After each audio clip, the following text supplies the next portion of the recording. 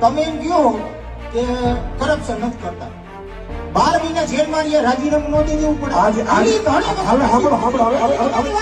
નહીં, તમારો પૂરાથી એક પ્રશ્ન નથી થયા.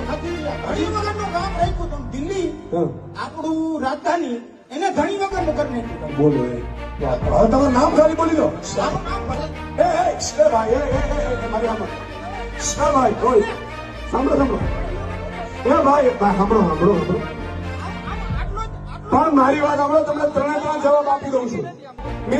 તો મિત્રો, ટ્રમ્પના પત્ની આવ્યા હતા, ભાઈ નરેન્દ્રભાઈ લઈને આવ્યા હતા. નરેન્દ્રભાઈ લઈને આવ્યા હતા, ટ્રમ્પના પત્ની આવ્યા હતા. અને દિલ્હીમાં સ્કૂલ જોઈને તો ટ્રમ્પના પત્નીએ દિલ્હીની સ્કૂલ જોઈ હતી.